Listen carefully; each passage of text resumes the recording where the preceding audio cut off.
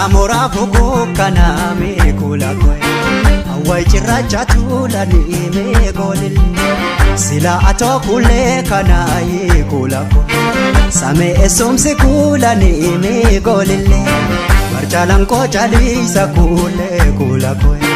Biya abondule sana ane golil Sifundula bahai sana ane kula koi Sagal karabule sana ane golil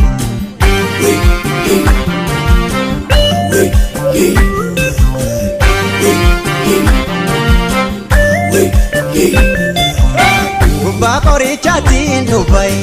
Labbaalillee hurrii marsee Muraama taatiyyaana bu'uwe Ayyaata kenna haa dabse Sagaltamaan biteen hidhay Way martoo mudhiitiyyay Shanshaanii shaagoonee gallaawe Way shaggooyyeen aadaa biyyaawee golillee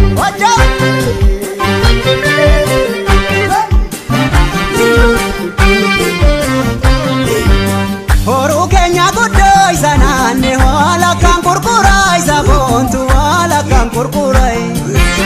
Lameen walii galee isa naanne Daalacha gurguraa isa boontu Daalacha gurguraa Shaggooyyeen asirbii isa naanne Waay sirba jaalalaa isa kuulle Waay sirba jaalalaa Ajaasa sinqabu isa naanne Siifuun alaanalaa isa kuulle Siifuun alaanalaa Golille Shaggooyyeen sirba aadaati kawaari galgala Namaaramtee dhaaboo jiite jaalala Jaaliyyee kan jaalatee silaa homaa ija burraan qabu Sagaalillee karaa buuleen dadhabu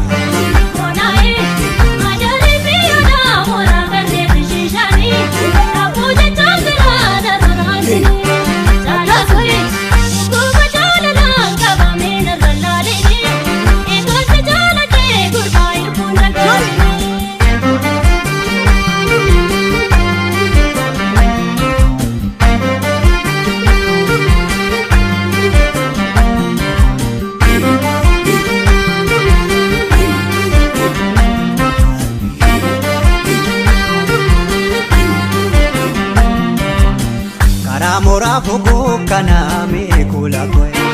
Awai chiracha tula ni me golil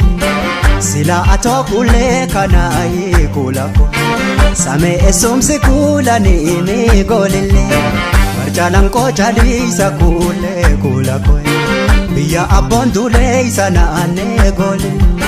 Sifundula bahai isa naane kula koi Sagal karabule isa naane golil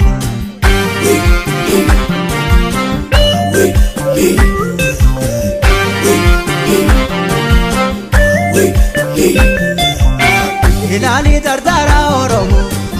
Gobareen tarree galii Aadaa ofii sirba barseewa Shaggooyyeen shanii galee Dangartaa dubree oromo Yakka biiftuu hangaasanii Daddaaksaan urruubee sirbuuwa Ilaaltullee dhangaawwanii waa'ee golillee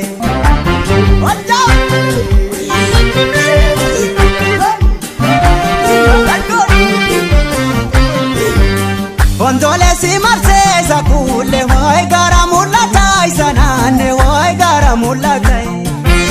Daddaaksana sirbii isa naanne kan itti dhaammataa isa kuulle harri jijjibbaatee Halalarraan ifaa isa kuulle waa'ee qarmaan adda keessa naanne waa'ee gumeen harka kee Har'aasaa dhaalattuu isa naanne waa'ee boontuun akka kee isa kuulle saabboontuun akka kee Golillee kunneen wal jaalatu homaa waliin salphatu Reefuu jaalalaa keen qabaan hubatu Jaaliyyee kunneen konsi banaa seenii koomana jaarratu Otoon si dhungadhee barinee bodhu